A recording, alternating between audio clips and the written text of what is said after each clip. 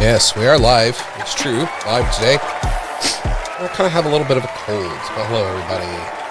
Greetings from the Debate Podcast Research Facility, lovely, livable Long Island, New York.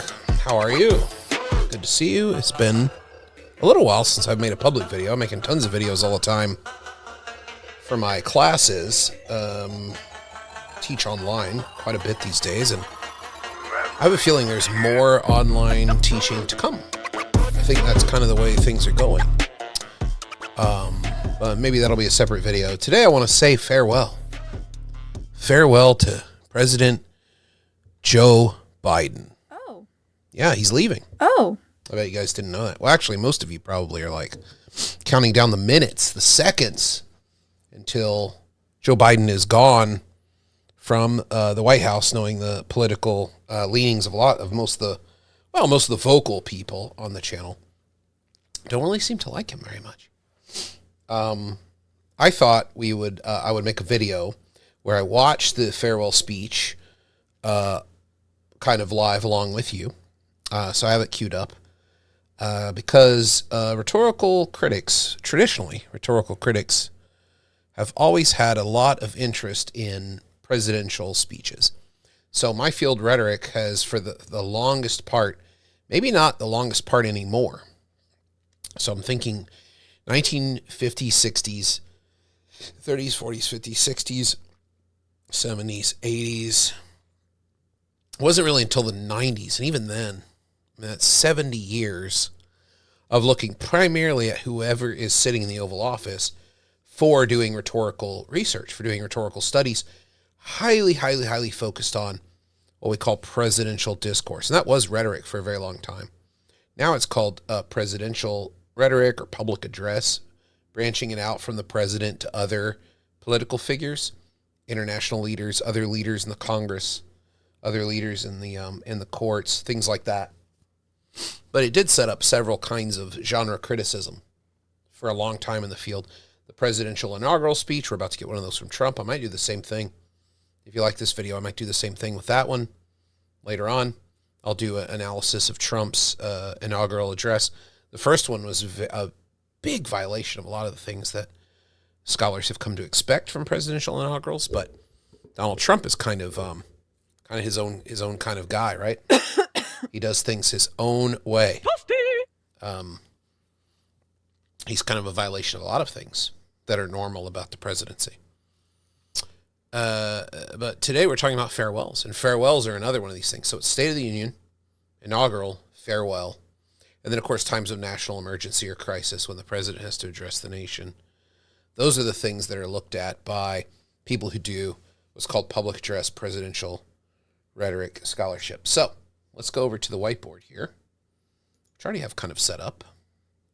What goes into a presidential farewell speech? What kind of things do we expect to see? Well, I think I might just forego the boxes. What do we expect to see from a presidential farewell speech? Well, the president will generally offer some reflection on their time in office, and this is a chance for them to remind us of what they accomplished or to make arguments about what they think their legacy is. What were their big accomplishments? What were their big policy achievements as president? What do they want to be known for? What are they proud of? There's also going to be a lot of discussion of values. Lots of discussion of values. And what do we mean by values? Values are going to be things that are shared. They're not going to be controversial things, but they're going to be kind of the values that transcend our political point of view, our political perspective. So a lot of times presidential farewells will say, well, we really struggled. We had a lot of issues and disagreements in my presidency about what the focus of the country should be. But in the end, our values of freedom, democracy, advancing hope and liberty throughout the world, we stayed true to those and we supported them. So it's usually this kind of transcendent move where we move from the specific political disagreements of a sitting president to something of like, well, American values triumphed over all the difficulties. Like, we might fight like brothers and sisters, but in the end, we're all in the same family. This kind of rhetoric we might come to expect. One of the big ones that we might come to expect since Eisenhower are warnings about the future. Because Eisenhower very famously gave a speech. It's well analyzed by Martin Medhurst, who did a great, it's kind of old now. I don't know if people still teach it, but Martin Medhurst did a great study of Eisenhower's farewell and talked about how there's all kinds of different elements to the farewell speech that we should consider. Exigence is a big word for rhetoric. Exigence is one of the things that goes into a speech and kind of sets it up of what's the context. We would probably say, if we're not scholars, we might say something like the context. And there's private, personal context. There's the public context, what the perception is. There's the political context, what's going on in the inside of the government that we might not be privy to. Like, we're not privy to all the conversations happening between party leaders, the Biden administration, all that kind of stuff. So there might be a lot of different I's to dot and T's to cross that we don't know about, but the situation of that speech needs to be studied and not just kind of praised as terms of like, here's the truth, or here's the message, or here's what the president wants us to think. But this idea of warnings is also kind of like vision. I see ahead. What do I see ahead? Because the president, trying to kind of transcend their particular political moment and be and kind of be the wise person, being president for so long has given me this vision for the country, this looking forward to what do we have to look forward to, what do we have to be wary about, what do we have to be wary about.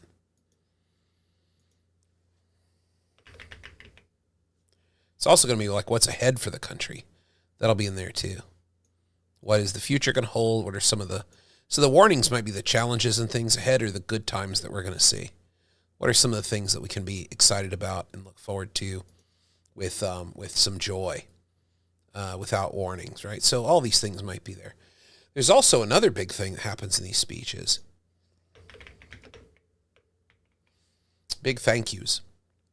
The president will always, without exception, thank the American people and thank God for guidance, support, criticism, whatever. I don't think God is providing criticism, but the American people are providing criticism, thoughts, input, warm expressions of support, cold questions about their logic or reason or what they're doing.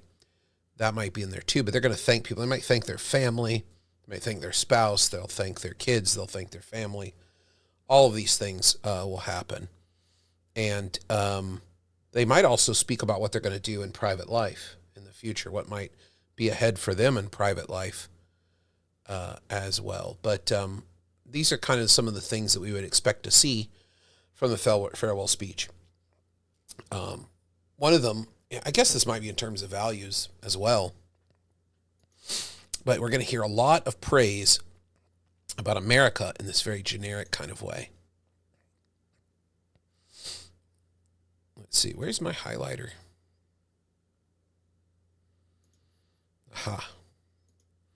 So when we think about values, we're not going to think about just the values for our present moment, but we'll think about what makes America America, and then the president will kind of insert themselves into that and say, I think this is very strong, I think these values triumph over everything, but they need to be protected. They need to be protected from what I see coming ahead. We have to be vigilant, but if we're vigilant and if we hold to these values, everything is going to be great as we move forward. So these are some of the things that you might come to expect from a presidential farewell speech. So let's watch some of the speech. I think I have it queued up here. Yeah, I do.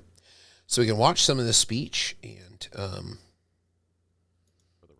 during the watching of it, I'll pause it here and there and kind of give my criticism and my take of what I think is going on with what he's doing in his farewell speech. So let's take a listen here.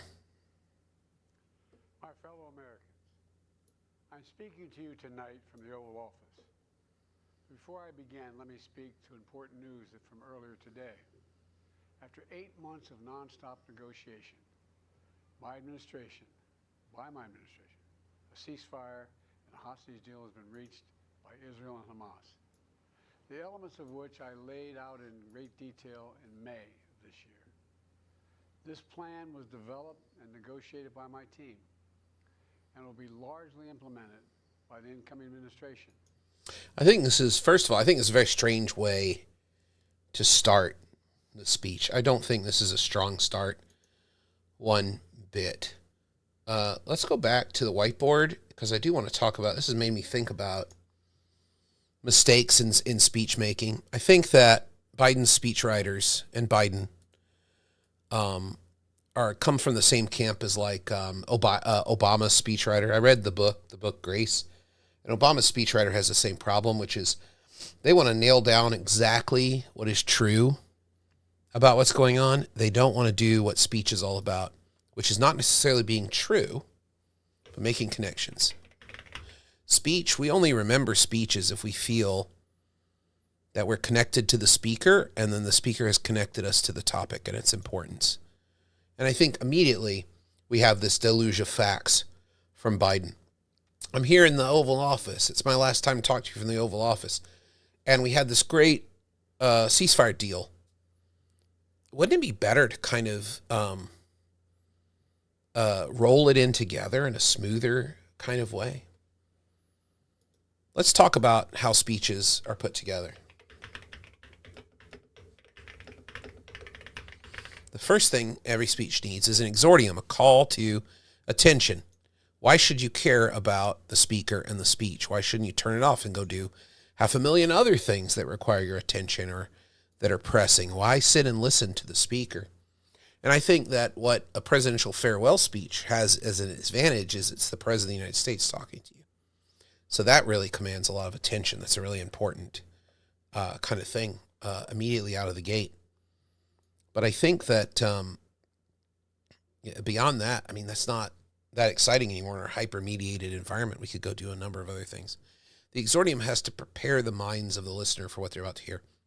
So I think if I was helping Biden with this speech, I would say, my fellow Americans, I address you on the evening of conflicting news. It is my last time to address you from the Oval Office, and that weighs on me. But I have the privilege of telling you that tonight a ceasefire that we've worked on for months has finally been agreed to between Hamas and the government of Israel. We worked very hard on that, and we're very happy with the success of it.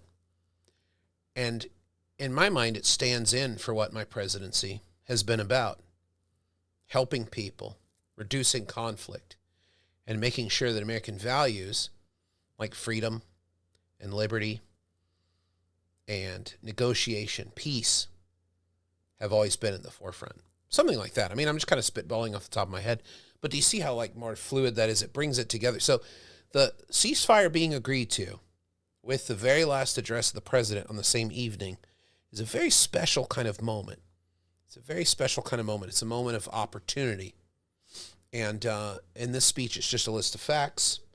But in rhetoric, we have this word we borrow from ancient Greece called kairos. You might know it from religion as well. Kairos is kind of a very important thing for the opening of a speech. Kairos is that opportune moment. This is an interesting opportunity you need to pay attention to. And as the speaker carves out that unique opportunity in that place and time where they're speaking to us, they that gets our attention because we're here. We are. It's my last time to speak to you nationally from the Oval Office, and the ceasefire has finally been agreed to after a difficult period. But what we have now is not even like, it's just weird. It's like, hey, I'm in the Oval Office. It's my last time. Also, we negotiated this ceasefire. It was great. I'm so glad it worked. That's a separate speech. The ceasefire thing is a separate speech. You can make it part of Kairos, the call to attention. That would be good, but we already had a press conference on the ceasefire.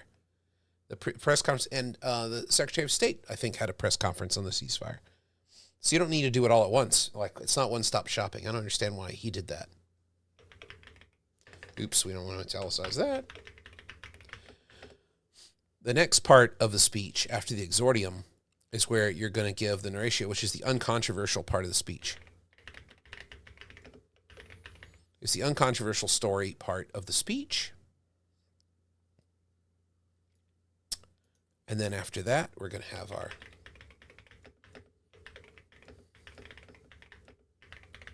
what's the new angle on this? Because this is all going to be stuff we know. And this is also meant to kind of get the audience to settle in and say, oh, the speaker sees the world my way. The partitio is like, but I do have something to add that's new and different, and it might take some work for you to accept. That's the partitio. Confirmatio is the evidence, the support, what makes this new angle true.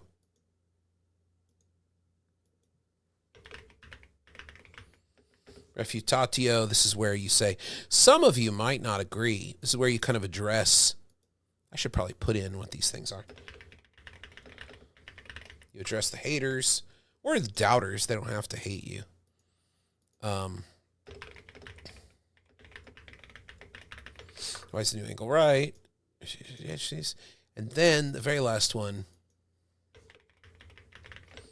peroration, which is the conclusion. Or I like to call it the fusion of the then, now, and the future. The best speech ending perorations are then, now, the future. If you're a wrestling fan, you might think of the WWE's opening video whenever they have a show, where they're like, then, now, forever, right? That's what a peroration is meant to do. It's like, we've looked at the past, we've seen where we are now, big, bright, beautiful tomorrow ahead of us, for those of you who like, Disney World, all that. All right, let's continue listening to Joe. That's why I told my team to keep the incoming administration fully informed, because that's how it should be, working together as Americans. This will be my final. You see, that's a good way to talk about Kairos. It's like, tonight I come to you from the Oval Office for the last time. But it's also the first time I can say we've agreed to a ceasefire in Gaza between Hamas and Israel. My team has worked on this, but we've let the incoming administration know every step of the way how it's been going, because that is what tonight I really want to reflect on. Working together. That's what makes America great. That's what I've tried to do as president. So something like that might be a little bit more, I don't know. Once I say it, it's never as good as it is in your head, I think it's probably what Biden, as speechwriter, are thinking too. Address to you from the American people from the Oval Office, from this desk as president. And I've been thinking a lot about who we are. Isn't that desk called the Resolute desk? Who we should be. I think it is. Long ago in New York Harbor, an iron worker installed beam after beam, day after day. He was joined by... This is the narratio part here. Stonemasons, engineers. They built not just a single... So the narratio part is argumentative, but it's a descriptive story that kind of draws us in. It draws us in. That's what he's trying to do here, to try to get us all on the same page so then he can offer his unique perspective. Everyone giving a speech will just to draw you in by creating foundation, sediment, foundation, uncontroversial stuff. And then, boom, here they come with the stuff they want you to accept that you might be resistant to. A farewell address is no different. Every piece of rhetoric is the same in this need, I'd say. Structure, but a beacon of freedom. The very idea of America was so big, we felt the entire world needed to see. The Statue of Liberty, a gift from France after our Civil War. Like the very idea of America, it was built not by one person, but by many people, from every background and from around the world. Like America, the Statue of Liberty is not standing still. Her foot literally steps forward atop a broken chain of human bondage. She's on the march, and she literally moves. She was built to sway back and forth to withstand the fury of stormy weather, to stand the test of time because storms are always coming. She sways a few inches, but she never falls into the current below. An engineering marvel. I think this is great. I love this imagery of the Statue of Liberty is always in motion. She's walking forward because Liberty is always moving forward, but she sways in the wind because she always has to be resolute and stand tall in storms, has to adapt to the storms and never falls, but sways, but moves in the storms and the conditions that she faces. I love it. I think it's great imagery. The Statue of Liberty is also an enduring symbol of the soul of our nation. A soul shaped by forces that bring us together and by forces that pull us apart. And yet through good times and tough times, we've withstood it all. A nation of pioneers and explorers, of dreamers and doers, of ancestors native to this land, of ancestors who came by force. A nation of immigrants came to build a better life. Yeah, he kind of messed up the cadence of that. I can see what the speechwriter's going for. Nation of doers and dreamers, a nation of, I forget what it is, but a nation of ancestors. Some who were born here, some who came by force, and others who chose to come to make a better life for themselves and their families. So that's the way the cadence should go. Those things really stay with us, even though I didn't remember the second one. When you line it up like that, it's an amazing cadence. You're like, the soul of America, the doers and the dreamers, the innovators and the da-da-da, the blah, blah, blah, blah. It's got to be boom, boom, boom like that. He kind of messed up the ending of it. It kind of makes me want to say, I think the delivery that Joe Biden's going for is a delivery he thinks works in his head for like younger Joe, but older Joe needs to kind of lean into the kind of reflective, slow grandfather who doesn't fill every minute with words, but everything he says has weight, and everything he says comes from the heart and comes from a place of deep reflection, deep care. And I wish he would go for that delivery a little bit more. A nation holding the torch of the most powerful idea ever in the history of the world, that all of us are created equal, that all of us deserve to be treated with dignity, justice, and fairness, that democracy must defend and be defined and be imposed, moved in every way possible. Our rights, our freedom. So that was another triplet there that he kind of stumbled over. I'm not sure why that is. I think maybe the wording isn't really his own wording, maybe in the way that speechwriters should work with the president, but also maybe he just can't read the teleprompter or, something like that. I don't know, but it's another one that really could have been memorable, but he kind of flubbed it. Our dreams. But we know the idea of America, our institution, our people, our values that uphold it are constantly being tested. Ongoing debates about power and the exercise of power. But whether we lead by the example of our power or the power of our example. Whether we show the I like that courage line. to stand up to the abuse of power or we yield to it. After 50 years at the center of all of this, I know that believing in the idea of America means respecting the institutions that govern a free society, the presidency. I think that's a cool way to transition into it. I wish, sorry, I have a cold, but I wish that he would bring in the Statue of Liberty imagery more. Have more of the Statue of Liberty imagery. Like the Statue of Liberty, America sways in the wind but keeps walking forward. We're always battered on all sides by storms of whether we're going to lead by our power, whether we're going to use example to lead. How are we going to do it? How are we going to, as we walk forward to make sure that everyone has the opportunity to live democratically? Whatever he was saying there. I think that's a really good image to carry through the whole speech. I'm a big fan of keeping that image of the Statue of Liberty as a soul of America alive, moving forward. Like, I think it'd be great to be like, she takes another step forward. Or like, and then in my policy, blah, blah, blah, we took another step forward. I think that would be great imagery. I don't know why that they didn't do that. It just seems like a lovely way to keep it interesting and going. But again, we live in a world where people want to like list all the facts. So, he could say,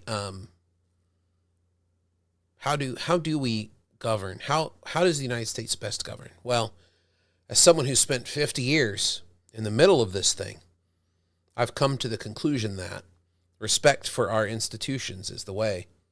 And I think this is when we're getting into the partitio, because he wants to offer his unique perspective as a speaker on these things that rather uncontroversial. America's pro-democracy globally.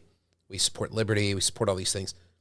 Uncontroversial narratio stuff, nice substrate, nice foundation. Now, let's jump into the new stuff. What are we going to build on this foundation? What's the new structure? Well, we're going to say, because of my 50 years of experience in government, I think it's the respect for civil institutions that makes America really great. And that's the answer to these winds that blow the Statue of Liberty back and forth, that blow the soul of the nation back and forth. We never falter.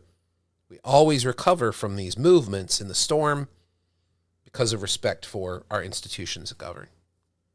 The Congress, the courts, a free and independent press, institutions that are rooted, they just might not reflect the timeless words, but they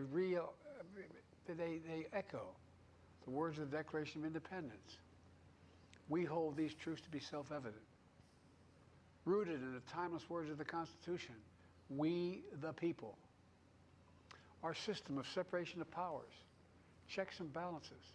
It may not be perfect, but it's maintained our democracy for nearly 250 years, longer than any other nation in history that's ever tried such a bold experiment. In the past 4 years, our democracy has held strong, and every day I've kept my commitment to be president for all Americans through one of the toughest periods in our nation's history. I've had a great partner in Vice President Kamala Harris. This is part of the thank yous, you know. To see the resilience of essential workers getting us through a once-in-a-century pandemic. The heroism of service members and first responders keeping us safe. The determination of advocates standing up for our rights and our freedoms instead of losing their jobs to an economic crisis. I think it would have been better to say the respect for these institutions is what keeps democracy strong. And where does that respect come from? Well, from my position of 50 years, I've seen it in the lives of everyday people. From having the privilege of watching first responders engage in one of the most deadly and difficult events that the Americans have ever had to deal with, the pandemic. From looking at them weather the storm of da-da-da-da-da. I mean, I think you got to set up these like parallels, and it's just not done. It's not done in a way that's sort of inspiring and memorable. It's a little bit disconnected. That we inherited. Millions of Americans now have the dignity of work. Millions of entrepreneurs and companies creating new businesses and industries, hiring American workers, using American products. And together, we've launched a new era of American possibilities. One of the greatest modernizations of infrastructure in our entire history, from new roads, bridges, clean water, affordable high-speed internet for every American. We invented the semiconductor. I think he should say here, I think he forgot to say, one of the things I'm most proud of that we accomplished was the Infrastructure Act, was passing the infrastructure bill, which gave these Americans what they need to stand up and continue to weather the storm, not just to recover from being blown by the storm, but to take that next step forward with Lady Liberty. You've got all the tools. Why aren't you using these? He spent like 4 minutes talking about the building of the Statue of Liberty. Why aren't you using that as the way to kind of the connective tissue that keeps the speech moving and keeps us attentive and interested? Why aren't you doing that? The tip of my little finger. And now is bringing those chip factories and those jobs back to America where they belong.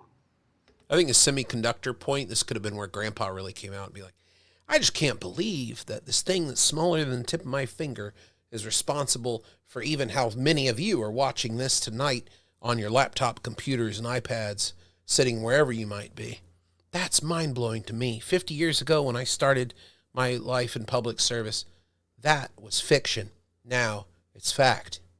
I think that's a great line. Like, all the tools are there. Why aren't they using these tools? Why aren't they using this to create this memorable kind of cadence and roll? Joe Biden's totally capable of doing this. I don't know why he's not doing it. Creating thousands of jobs. Finally, giving Medicare the power to negotiate lower prescription drug prices for millions of seniors. And finally, doing something to protect our children and our families. You can't have multiple finallys. I don't like that. Significant gun safety law in 30 years. And bringing violent crime to a 50-year low. Meeting our sacred obligation to over 1 million veterans so far who are exposed to toxic materials, and to their families, providing medical care and education benefits. These are great things to be proud of, but I think he should just say these are the points of pride I think were great. It will take time to feel the full impact of all we've done together. But the seeds are planted, and they'll grow and they'll bloom for decades to come. Okay, if you're going to make the seed metaphor, you should be like, as president, I'm so proud of the seeds we planted together that will bloom for a bright and better America. We planted the seed of improved infrastructure. Working across the aisle in Congress, we were able to provide for bridges, roads, high-speed internet. These little chips smaller than my finger that probably bring in my speech to you tonight, wherever you might be. And they bring your podcast and your phone so you can communicate with your family. It's amazing. And we've done things to help our veterans. We planted a seed there and done it, and go on. And it's like, these are some of the things I'm most proud of. It'll take a while for us to see the blossom and the bloom of this, but I couldn't be more proud of the work we've done together. And I know that you are too. Something like that. I think that'd be great. Like, why do all the factual stuff and then at the end make a metaphor for the seeds? The point of having the metaphor is to help everyone think through all these things, and it makes it a concrete image to say, here's a seed, here's a seed, here's a seed. The audience is like, wow, look at all the things he did. If you just make a list of your policy accomplishments with no guardrails, no handholds, people are going to slip right off the rock. They're not going to be able to climb up to where you want them to get the vantage point on what you're doing. It's you got to use it the whole time. It's about making connection, not detailing all the facts. That is secondary to making the connection. At home, we've created nearly 17 million new jobs, more than any other single administration, a single term. More people have health care than ever before. And overseas, we've strengthened NATO. Ukraine is still free. There's no transition there. You can't go from healthcare to NATO without it's like, let's looking at home. Let's look abroad. We've strengthened NATO, our most important allies. We've taken the task of dealing with China, our number one competitor in the global economic sphere. You got to transition, help people keep track. You can't just jump around like this. You should know this. A speechwriter should know this. He should know this. You can't just jump around like that. That's like novice public speaking 101. And trust me, I know. I've seen it. I see it every semester. It's like kind of novice. Like you can't jump. In your mind, it makes sense. But you have to provide that connective tissue so the muscles can work, so that the speech can move forward. More. I'm so proud of how much we've accomplished together for the American people. And I wish the incoming administration success, because I want America to succeed. That's why I've upheld my duty to ensure a peaceful and orderly transition of power, to ensure we lead by the power of our example. I have no doubt that America is in a position to continue to succeed. That's why my farewell address tonight, I want to warn the country of some things that give me great concern. Okay, that's such a bad transition. It's like, and finally, my last act as president will be to ensure a peaceful transition of power. The incoming administration will have all the tools available to continue our success and to find new ones for America. But there are concerns I have looking ahead. There are some things that bother me. I see storm clouds in front of Lady Liberty as she walks forward, as we walk forward together. I see thunderclouds ahead. It's nothing that we haven't faced before, but there are concerning problems that we as America will have to get through. So you want to move away from being like, I'm worried about the next administration, to say, no, they're going to be fine.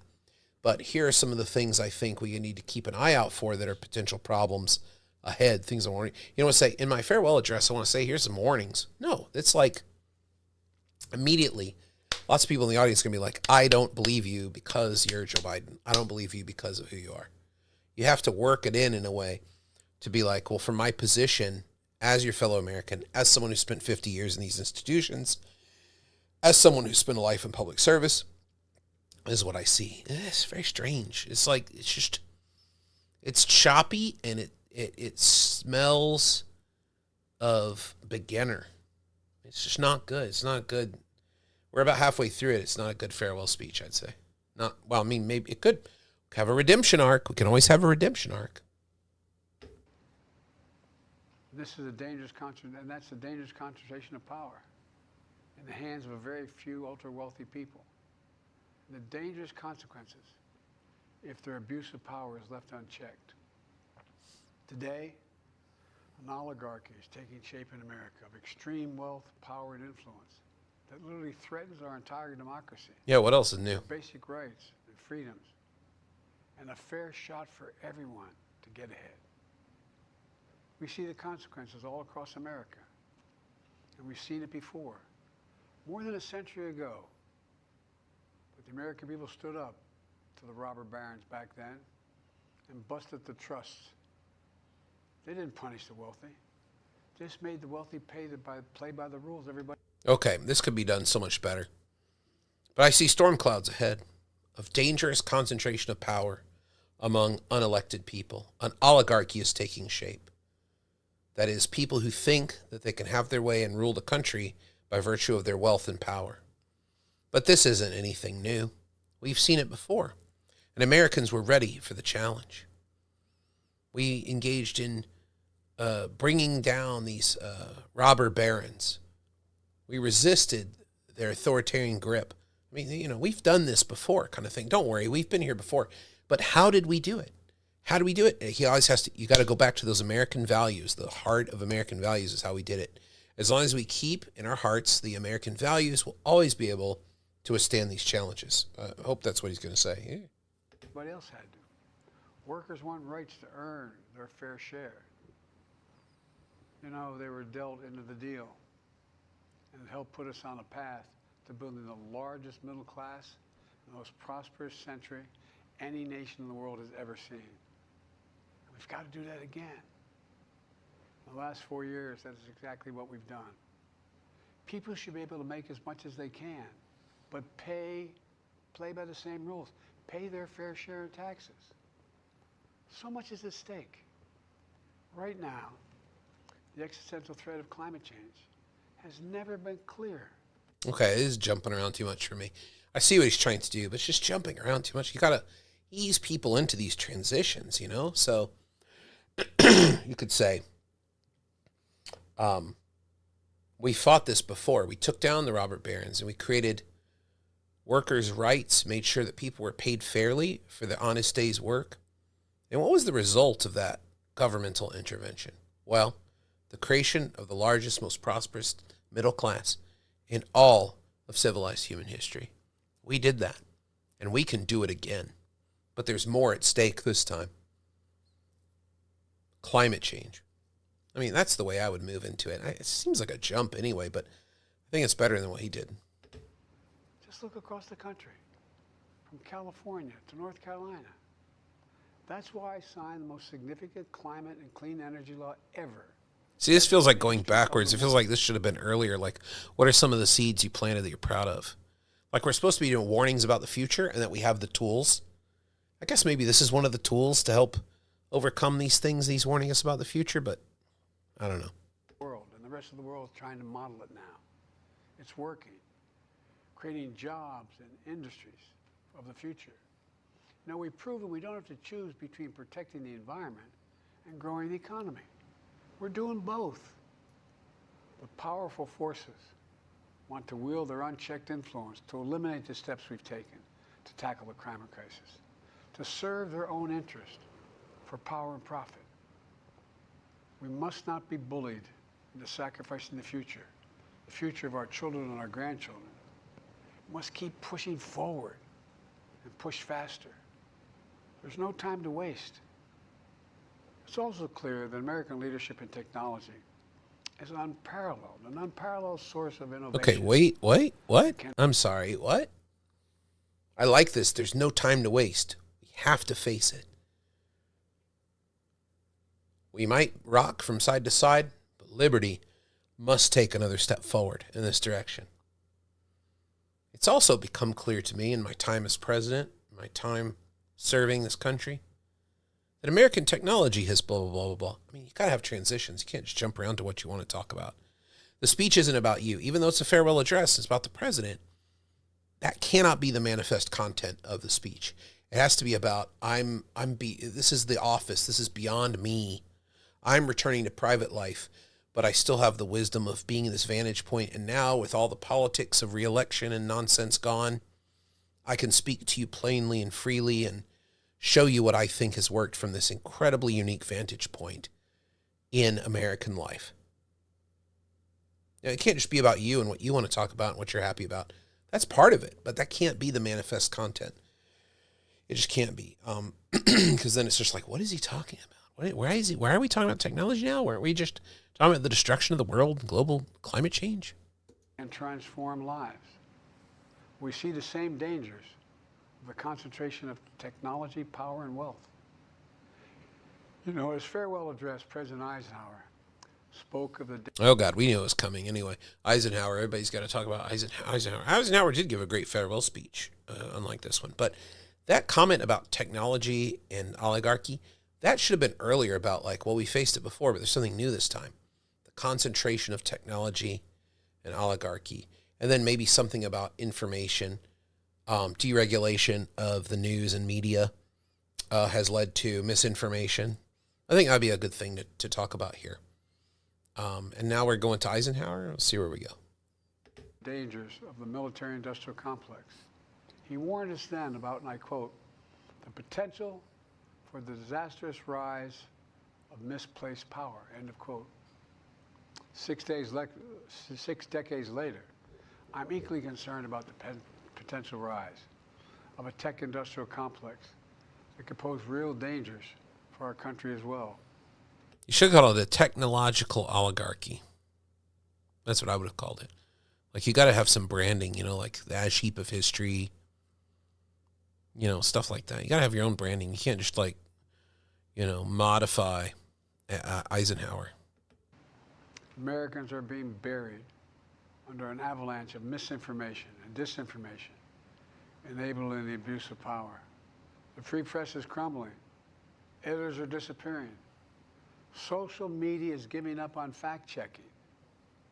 The truth is smothered by lies told for power and for profit. We must hold the social platforms accountable to protect our children, our families, and our very democracy from the abuse of power. I think it should be we should all hold each other to account. We shouldn't just talk to each other on social media. We should talk to our family, friends, and neighbors and make sure that we all are getting the best information possible. This is a new challenge that we have, but it's the citizens who are going to overcome it. Like, you don't have any power anymore. You're on your way out as president. You're not advocating for the Congress to take up new legislation. Now the power has to be in Americans standing firm, walking with Lady Liberty, stepping forward, even though the winds rock us from side to side. This is another one of those winds rocking us from side to side. And there's thunderclouds. There's a storm coming for sure.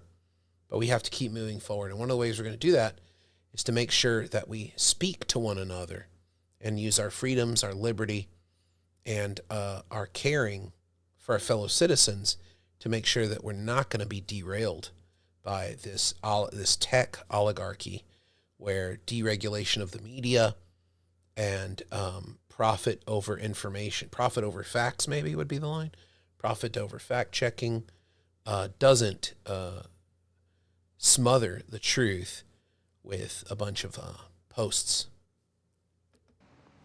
Meanwhile, artificial intelligence is the most consequential technology of our time. That's terrible. Meanwhile, artificial intelligence is the... No. And risk for our economy and our security. There are other challenges we face. Artificial intelligence has been the top story in the media for months. We have to do something about artificial intelligence before it does something to us. We have to make sure it's well regulated. Our society, for humanity. Artificial intelligence even has the potential to help us answer my call to end cancer as we know it. But unless safeguards are in place, AI could spawn new threats to our rights, our way of life, to our privacy, how we work, and how we protect our nation. We must make sure AI is safe and trustworthy and good for all humankind. In the age of AI, it's more important than ever that the people must govern. That's a very cool line, but notice there's not really very good evidence for why, right? He's kind of randomly talked about AI. It should have been like a cadence where you're building up this kind of force of like what AI can do, its dangers, its dangers, its dangers. The people are the solution. And then it's like, we feel relief. That's one of the warnings that the statue is rocking from side to side, but we're going to step forward anyway. And how are we going to do it? The people will govern. The people will decide. We'll keep to our American values. That should be reiterated. And as the land of liberty, America, not China, must lead the world in the development of AI. Kind of a cheap shot.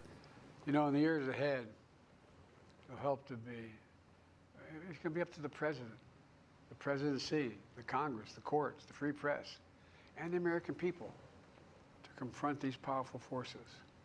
I think he should have said it's going to be a challenge facing the American people to confront through the institutions that have always served America. The presidency, the courts, the Congress, freedom of the press, freedom of assembly, and freedom of speech have always served the American people when they face these challenges. We cannot give up faith in our constitutional rights and our civic institutions. Easy. Why didn't you say that? We must reform the tax code, not by giving the biggest tax cuts to billionaires, but by making them begin to pay their fair share. We need to get dark money. That's that hidden funding. This is too much of a policy speech to be a good farewell. We need to enact an 18-year time limit. He still thinks that he's got a political future. He's still talking like he's got he's pushing for legislation. Inappropriate for the farewell address. And it really falls flat. You know, it's like, we got to do this. We got to do this. Yeah, Grandpa. Yeah, Grandpa. Okay. It's not, this is the wrong tone. This is a president who's only got 3 days of power left. Maybe 4 days of power left. No legislative agenda, no ability to do really anything with Congress. Why are you talking about policies that you support? You need to be talking about the challenges facing the American people and what are those timeless values and practices that Americans have that have always led them to success. That's what the farewell speech does. It does really well. Not in this case. Term limit, time and term, for the strongest ethics and the strongest ethics reforms for our Supreme Court. We need to ban members of Congress from trading stock while they're in the Congress. We need to amend the Constitution to make clear that no president is immune from crimes that he or she commits while in office. The president's power is not limited. It's not absolute, and it shouldn't be. And in a democracy, too late. There's another danger to the concentration of power and wealth. It erodes a sense of unity and common purpose. It causes distrust and division. Okay, this would have been better than all those specific policy initiatives. Exhausting and even disillusioning. And people don't feel like they have a fair shot. We have to stay engaged in the process. I know it's frustrating. Mm-hmm. A fair shot is what makes America America. Everyone's entitled to a fair shot. But the biggest threat from this technological oligarchy is the erosion of what has always made America great. The even playing field, the fair shot to make your life what it is. No other country on earth has made that the basis of their governance. And the technological oligarchy threatens that. We cannot lose our fair shot. We have to insist that people pay their fair share and do their part, stay engaged, and make sure that they're sourcing information about our world that's accurate and factual and not leaning to the benefit of these technological oligarchs. I think that would be a great, that's what he's trying to say. It's not coming out very well. Not a guarantee, but just a fair shot, an even playing field. going as far as your hard work and talent can take you. We can never lose that. What about education? Who we are. Not a lot of speech about education, the power of American education, the great experiment in mass literacy and mass education and mass literacy. That's weird. I'm just noticing that education really hasn't been mentioned at all. I've always believed, and I've told other world leaders, America can be defined by one word: possibilities. Only in America do we believe anything is possible. I feel like this should be like a kid with a stutter from earlier. Modest beginnings in Scranton, Pennsylvania, and Claremont, Delaware, sitting behind this desk in the Oval Office as President of the United States. That's the magic of America. It's all around us. Upstairs in the residence of the White House, I've walked by a painting of the Statue of Liberty I don't know how many times. In the painting, there's several workers climbing on the outstretched arm of the statue that holds the torch. It reminds me every day I pass it of the story and soul of our nation and the power of the American people. See, this is great peroration stuff, but it falls really flat because most people listening have forgotten about the Statue of Liberty setup and the Statue of Liberty. It has to be one continuous story where the wavering of the statue in the storm and the statue continuing to take steps forward, always in motion towards the future, has to be in every point you're making, even in your warnings of threats and all that. No policy recommendations. We're past that point. And then we can go back into the personal of, like, in the residence, there's a painting. That would be a great transition to the peroration. Imagine he stops with the stuff about the warnings of the future. And then he kind of pauses for a second and says, upstairs in the residence, there's a painting of the Statue of Liberty where the workers are out on the torch, on the railing of the torch. That's kind of the position that I've had over these years. I walk by that painting many times, and it reminds me of the magic of America. When I meet world leaders, I often say to them, America can really be understood with one word, above all others: possibility. It's possible for a kid who had a stuttering problem in Scranton, Pennsylvania, to sit behind the resolute desk and address you as president one final time. It's possible. It's possible, the cadence, to make possibility, to give the evidence for possibility. I think that would be really powerful. It could be a really powerful way into the peroration. And it's always going to be possible because as we look to the future, we're going to keep our American values, or keep our American, the rights and the institutions that have guided us through. I think the thesis of the speech is that our civic institutions and the free press have given us the world that we have.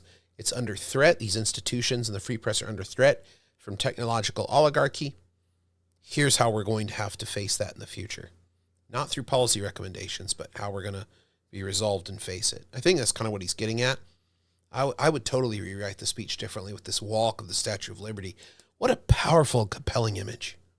I just wish that had been the theme of the speech, moving forward. There's a story of a veteran. This is a veteran, a son of an immigrant, whose job was to climb that torch and polish the amber panes so rays of light could reach out as far as possible. He was known as the keeper of the flame. He once said of the Statue of Liberty, quote, speaks a silent universal language, one of hope, that anyone who seeks and speaks freedom can understand. Yes, we sway back and forth to withstand the fury of the storm. Yep. To stand the test of time. This would have been good if you had brought it all the way through. Constant struggle. A short distance between peril and possibility. But what I believe is the America of our dreams is always closer than we think. And it's up to us to make our dreams come true. Let me close by stating my gratitude to so many people. Don't ever say, let me close. To the members of my administration. It's clear to everybody that you're wrapping up. You've returned to you returned to the exordium. Why do people do this? Why do people say, in closing? No, don't do that. That's, you know what that is? That's a communication to the audience that they can stop listening now because it's over. Especially if you have something important to do, but thank the most important people to you. You'd be like, the keeper of the flame. Well, let me tell you about my keepers of the flame. The people who helped me polish every bit of the light I needed to guide this country over the years that I've served as president. I mean, that's a really wonderful way to do it. And people keep attention. You keep with the story. You keep with the large metaphor. It's all very beautiful.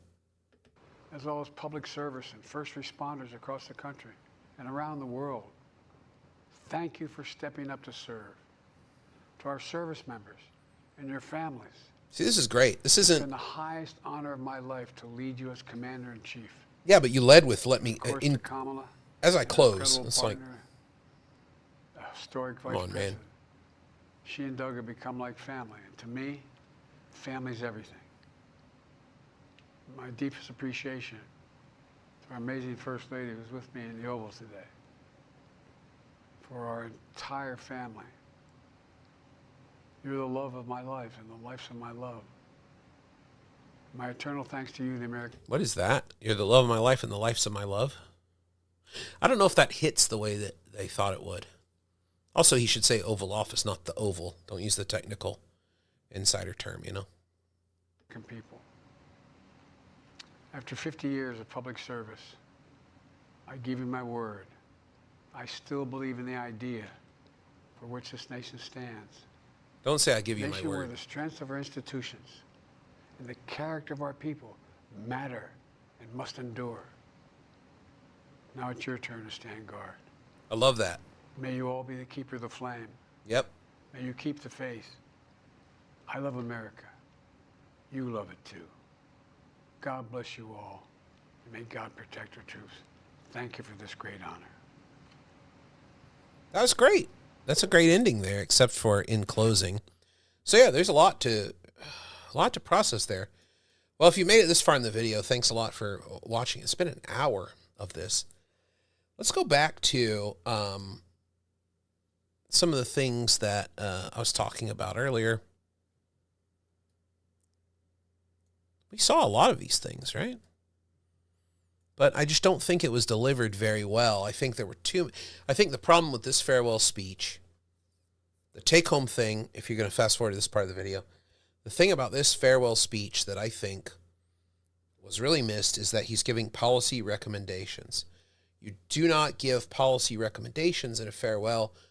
All you do is give reassurances that the problems that you see that you're not able to address because you're leaving power, it's going to be okay because the American people have these tools you can always use to address those problems.